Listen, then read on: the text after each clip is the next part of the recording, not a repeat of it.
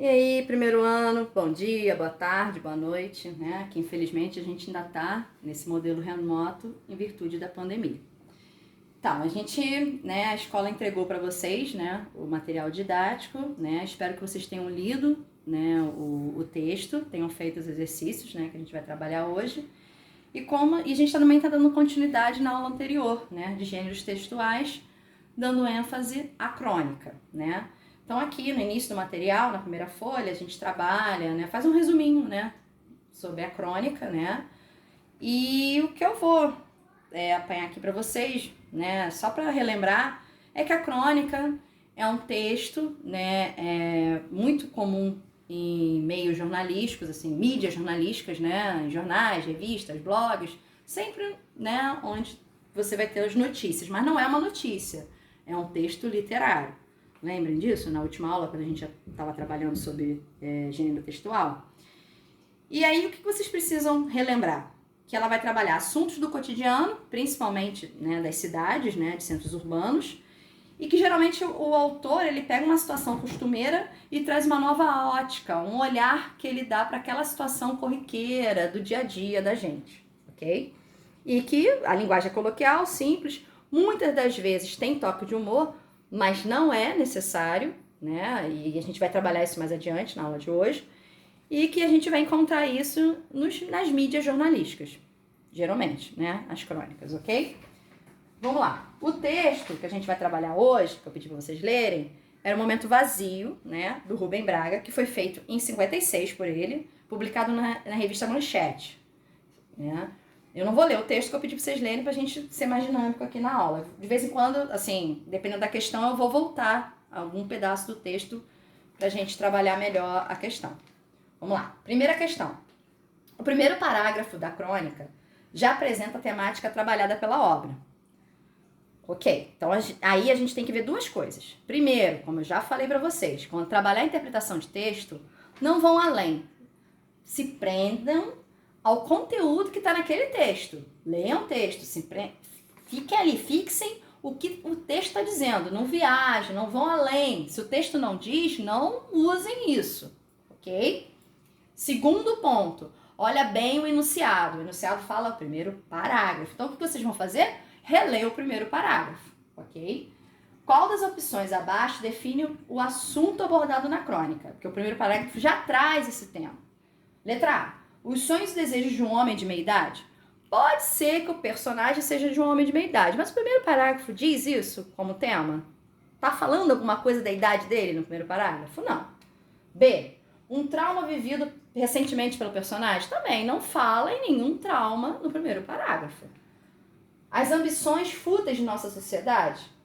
Não, ele não fala de ambições, de desejos, ele fala de uma outra questão. Ele fala de que ele fala de uma tal máscara, de que ele teve que fingir uma coisa que ele não era, né? O primeiro parágrafo já vem dizendo isso. O primeiro parágrafo já começa falando do vazio, que inclusive é o tema, o título do texto, ok?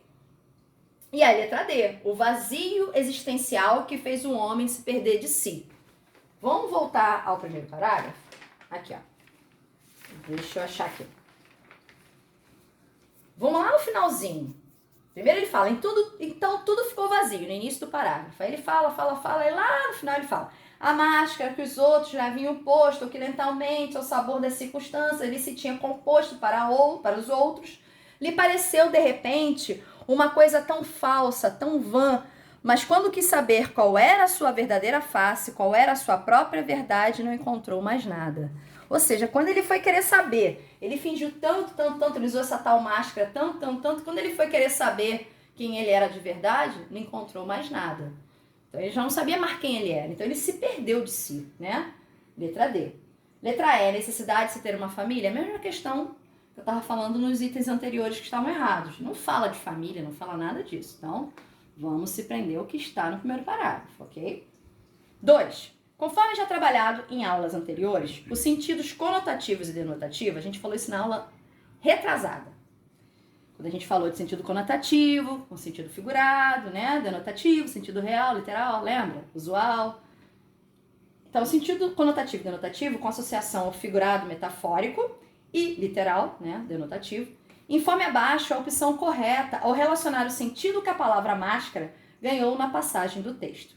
Compreendeu que aquela máscara era ou ficara sendo sua única verdade, embora ela própria fosse falsa. Ou seja, ele simulou tanto, ele fingiu ser alguém, a tal máscara era isso, ele fingiu ser alguém por uma determinada circunstância, por várias circunstâncias, por vários meios que ele habitava, usou tanto isso que, embora ele soubesse que aquilo ali não era ele, pelo menos no início, né, ele tinha uma autenticidade que ele estava reprimindo e usando a máscara no lugar, ela, embora ela fosse falsa, né, ela acabou virando a verdade. Tanto que ele usou, ele acabou virando esse ser fingido, né?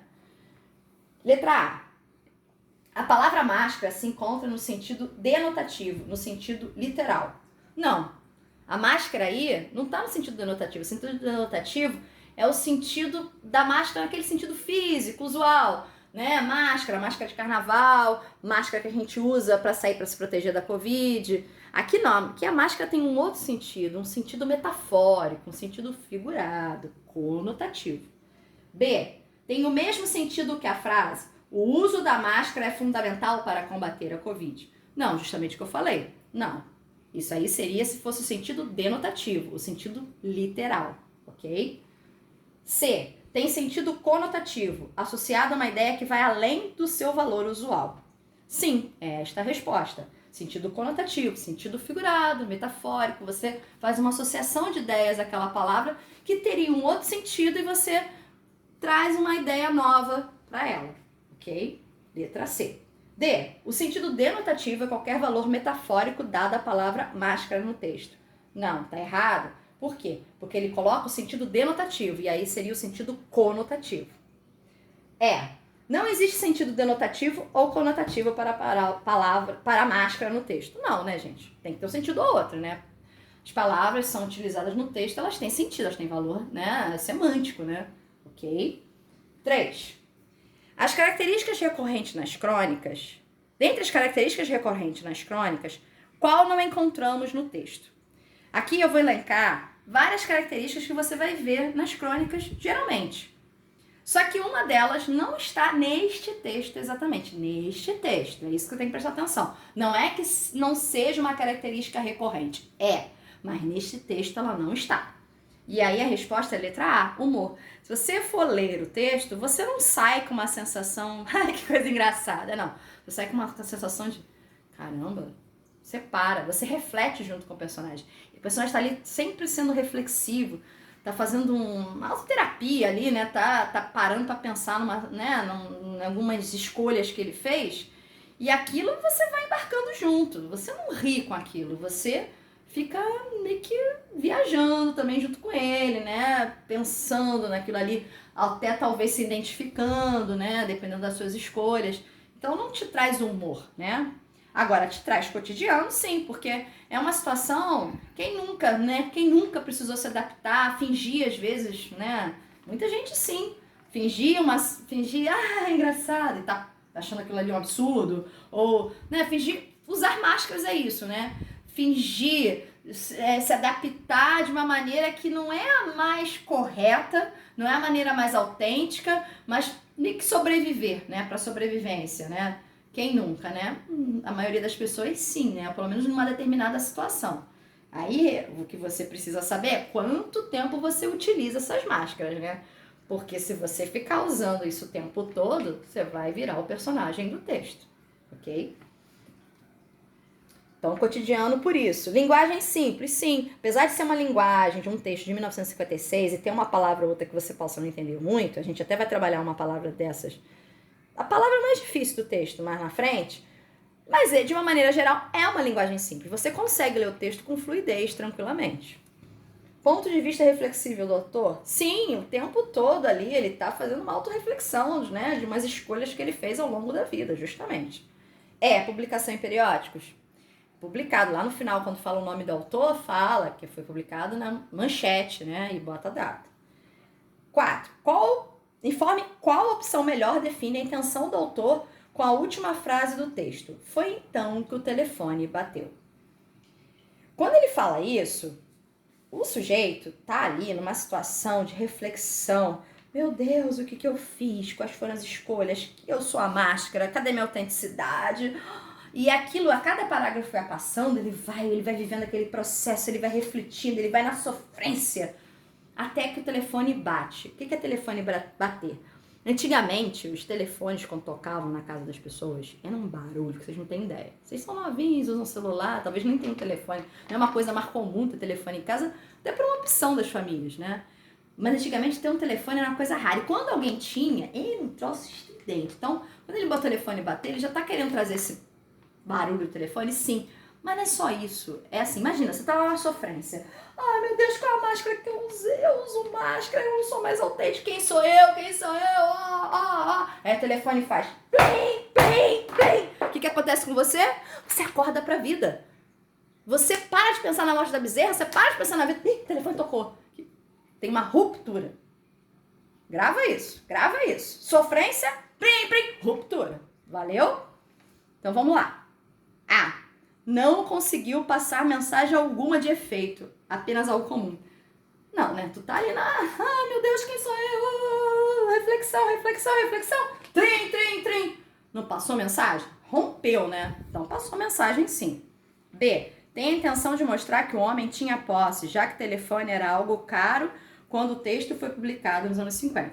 Olha, o sujeito provavelmente tinha posses, porque eu fui criança em 80, já sou meio velha, né? Em relação a vocês que estão no primeiro ano do segundo grau. Então imagina quem na década de 50 tinha telefone. Ele tinha posse, sim, mas não é disso que a gente está falando no texto e principalmente nesta parte. É isso que eu sempre falo para vocês. Olha o texto e olha o enunciado. O enunciado da questão está falando desta parte do texto. Foi então que o telefone bateu. Não interessa se ele tinha dinheiro ou não. Não é disso que a gente está falando aqui, ok? Então está extrapolando o que a gente está perguntando. E até o que o texto está falando. C. Mostrar que a rotina era tão difícil que o homem não tinha tempo para ouvir uma música. É, porque antes, né, ele estava ali, vou ouvir uma música, não vou, sofrência, sofrência, pensando na vida, na morte da bezerra, e o telefone bateu. Não, se ele queria ouvir a música ou não, não tá falando de tempo, se ele não tinha tempo, se ele era um sujeito ocupado. Isso não fala no texto em momento algum, tá? E, como eu volto a falar, o que a gente tá focando aqui foi então o telefone bateu. D. O personagem não estava feliz com a sua vida? Provavelmente não, né? Ou pelo menos naquele momento ali ele não estava bem, né? Mas, volta a falar. O que o enunciado da questão está falando? Está falando disso? Não. O que está perguntando? É isso que você tem que ver quando vai fazer concurso, quando vai fazer uma prova do Enem, vestibular, alguma coisa importante na sua vida. Você tem que focar nisso. O que a questão está perguntando? A questão está perguntando o que melhor define a intenção do autor com a frase. Foi então que o telefone bateu. Vou perturbar vocês com isso, porque é assim que a gente aprende a fazer interpretação de texto. Valeu, pessoal? Então, o personagem estava feliz com a sua vida? Pouco importa na questão aqui. Foca na questão. Letra E. Todo aquele momento de reflexão foi parado ao toque do telefone. Esta é a resposta. Causando uma interrupção em seus pensamentos. Sim, ele estava ali naquele processo, naquela epifania. Ai, o que eu sou? Usei tanta máscara, fingi tanto que era isso, que era aquilo. Cadê minha autenticidade? Cadê meu eu? Sofrência, Marília Mendonça, telefone bateu, larguei a sofrência e fui atender o telefone. Ruptura, entendeu?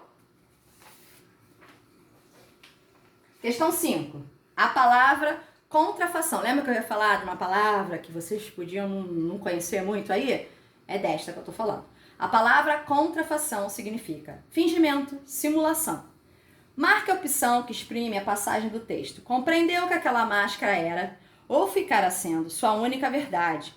Embora ela própria fosse falsa, né? Porque é uma máscara, né?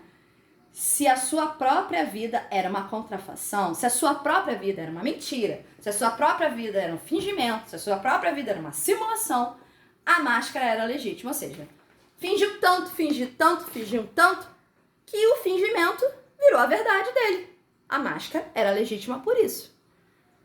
Letra A. O homem sempre foi uma pessoa ruim? Em nenhum momento ele está falando aqui, fazendo juízo de valor do caráter do personagem que está aqui no texto, ok? Aí a gente está extrapolando. Lembra quando eu falo de extrapolar a interpretação de texto? B. O personagem privou tanto sua autenticidade que mesmo sabendo que a máscara é uma espécie de proteção, porque no início ele usa a máscara, porque a sociedade pode cobrar, né, e tal, mas usou tanto que acabou tendo uma vida de mentiras. Então, é a B. C. Ele era um símbolo de resistência contra o sistema se disfarçando numa máscara. Aquele personagem, ele era um símbolo de resistência contra o sistema se disfarçando. Não, pelo contrário, ele tinha problema de autoestima, ele tava ali, né, se adaptando, querendo, né, se adaptar, seja trabalho, seja ambiente social, de uma maneira geral. Não, ele não tava querendo fazer resistência, ele tava querendo ser aceito, por isso que ele usou a máscara, ok? Ou as máscaras, né? D. A máscara cabia bem a ele, pois era um sujeito que prejudicava as pessoas. É a mesma questão da letra A. A gente não está falando do caráter desse personagem. Né? O texto não fala sobre isso.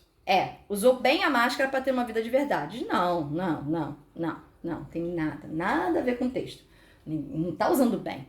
Se ele usasse bem a máscara, ele não estava nesse dilema, nesse momento em que ele ficou vazio. Ele não ia sentir vazio, ele ia estar satisfeito com a escolha dele, ok? Quem sente vazio é porque não tá de boa com as escolhas. C.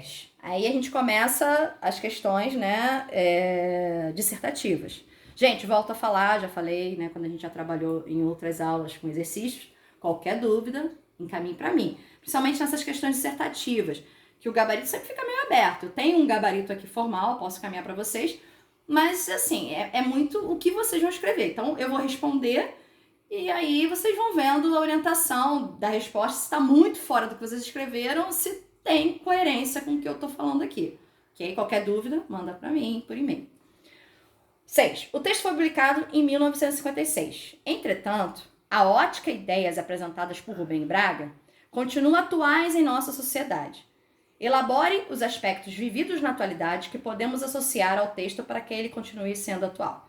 Ou seja, ele está falando de máscara, ele está falando que a pessoa se adaptou ao meio ali, se adaptou tanto, ficou tão preocupada com isso que deixou de ser autêntico.